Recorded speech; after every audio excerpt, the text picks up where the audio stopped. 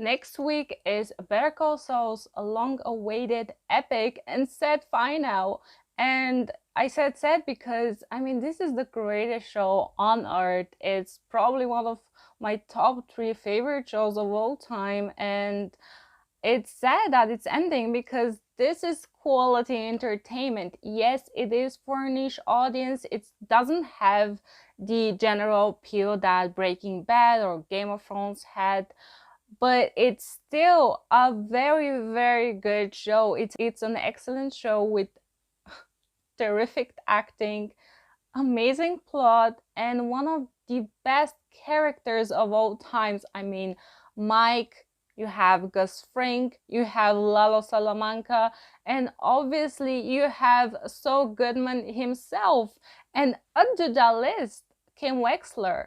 In this video, we're gonna talk about the latest 2 episodes that we saw that are leading up to the epic final of Better Call Saul that I hope it's 3 hours long, because if you just give me 40 minutes or 50 minutes, I'm not gonna take it. I need a lot, because Saul Goodman, I feel like there's so much more that we can get with him, so many more stories, so much more character from him. Like, he is a very multifaceted character that I will just watch him being court and talking shit. I love that. Like, he's so smart, he can get away from literally any situation. But actually, if you think about it, in the episode Waterworks, the latest episode, this is the one time he couldn't get away with it. And I cannot believe that this will be the official, probably, downfall of Saul Goodman, Jimmy McGill, or Jane Takovic, whatever. I cannot believe that, like, an 80 years old woman, Marion, that is, I mean, she's a great actress as well. I forgot her name, but the actress of Marion, iconic, obviously, and great acting as well for like the 5 minutes she is in it.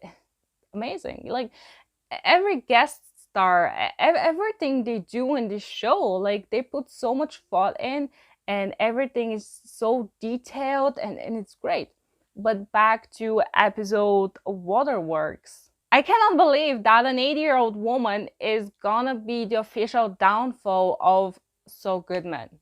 Like, he got away from Walter White, from the DA, from Lalo, from any other person, from Gus Fring, like, and then this old woman will be the downfall of him, because I feel like, you know, in that last scene, he hesitated to maybe, you know, do something proper. Like, he hesitated to, I guess not proper, but he hesitated to do the bad thing, hit her, or like push her in the room and lock her in, or take like the beep thing, the signal thing from her. Like, he hesitated because I guess this was he drew the line there. Like, I'm not gonna, you know, assault this old woman that has been nothing but nice to me after all those years.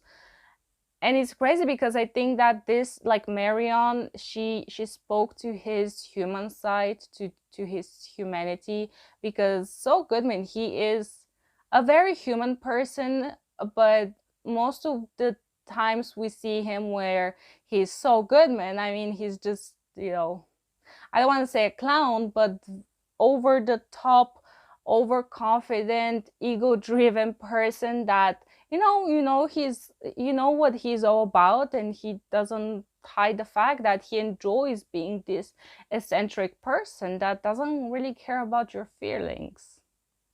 Oops. That quote, but that's true. Facts don't care about your feelings. But anyways, so Marion, I really cannot believe, because it's so smart. Like, how after all those stories of Breaking Bad and Better Call Saul's, like, previous seasons, this woman is the one who spoke to his humanity. Or maybe he just really got afraid after all that time, you know, wait, I just got caught. So enough about Saul Goodman, because I feel like the real star of that episode and of the whole last season was Kim Wexler, and this episode was mainly about her. I mean, Kim, when I saw her, we see her for the first time after the events of Better Call Saul and Breaking Bad all together. We see her in Florida having a very normal, depressing, I mean, not depressing, but for such a dynamic person like her, I feel like this is like Dad, where she is just like working 9 to 5, like no excitement, no arguments, no, like, I mean, for such a job, what she's doing, I would assume it doesn't require a lot of like brain work. Whereas as a lawyer, you constantly, have to use your brain like in very creative ways. And for the first time we see her, she's having this normal life. When I saw her hair, her clothes, her shoes, I was like, Kim, are you okay, honey? Because I was just sad. I was so sad for her because this is a person.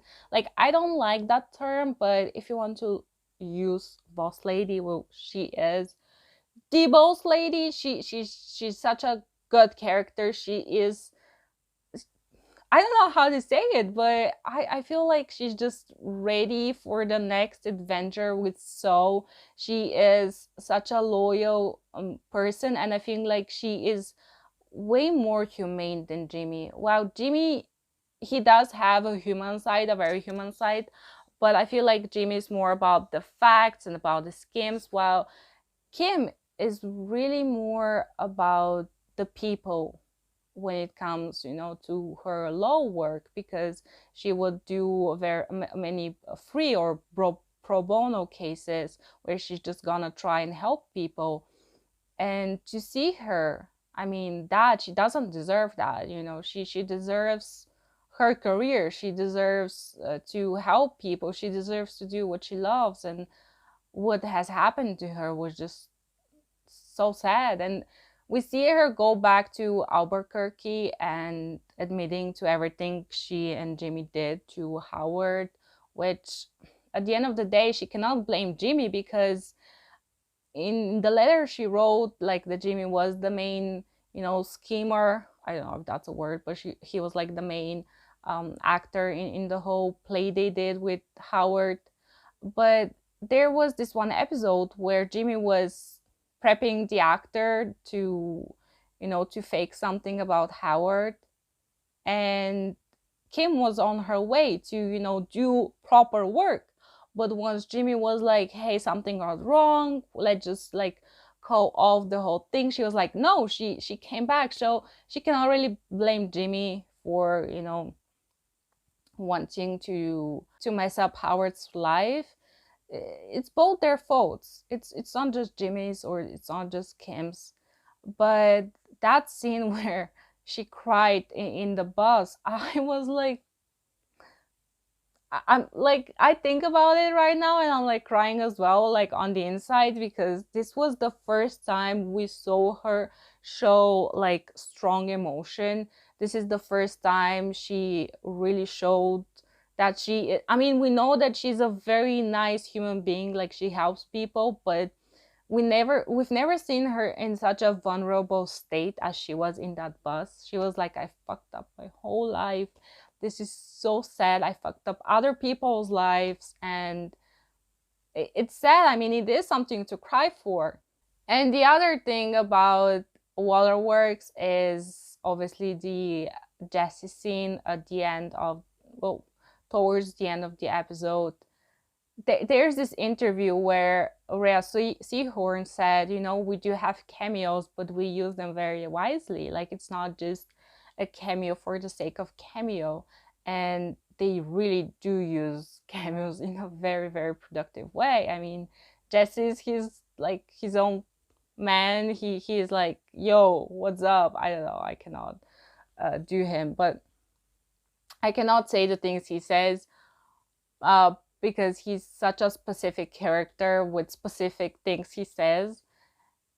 And that scene between them, it was like she didn't say a lot, but she said a lot. You know what I mean? Like, when I knew him, he was a good lawyer. And it's so sad because, like, come on, Jimmy McGill and Kim Wexler, they were so good for each other, but I guess also not good because they were bringing the worst out of each other. But I think they can have a normal life. They just need to, like, calm down, and Jimmy has to just stop thinking about ruining other people. Like, just look at your life and just do you, you know? But the next episode, I mean, the previous episode, Breaking Bad, let's talk about it as well because it was really good. I mean, it was really good. Like, the scene in Breaking Bad where they would kidnap Saul Goodman and he was like, "Did Lalo send you?" No, like Nacho did it. And I was like, "Oh my god, I actually have to check. Did they even, like, did the creators of Breaking Bad even think about those lines before putting them in? Like, did they want to launch a Better Call Saul, like, spin-off? Like, what's going on? Because this is, like, genius, like Lalo and Nacho, and you're like, yes, you know? I want to rewatch Breaking Bad just because of, I mean, just because it's so good, and now the connections between the two, it's great. The episode Breaking Bad, we do see the three, like Jesse, Walter, and Walter, whatever, and so just talking, and that's enough because the three of them are really good actors and the characters are brilliant, and the three of them just talking, and I'm like, well, whoa, that's nice, that's entertaining, because I mean, you know what's gonna happen, but it's still super nice to see. And you have that last scene of the episode Breaking Bad where Jamie is walking into school, and there are these people on the internet, titling that scene like Saul Goodman walking into his demise, and yeah. And I actually had forgotten that actually Walter White is actually a maniac. Like, it's not just he's trying to protect himself or something. He's an actual maniac, and he's very unhinged. And actually, and this is the reason why Saul Goodman, failed, and now he's being hunted just because of this idiot called Walter White. I mean, he's not an idiot, but he can be very emotionally driven, and that is why he failed. And that is why the whole operation of the cartel in the USA, or at least in New Mexico, failed because of this one person. Like, this one person ruined so many lives. It's insane.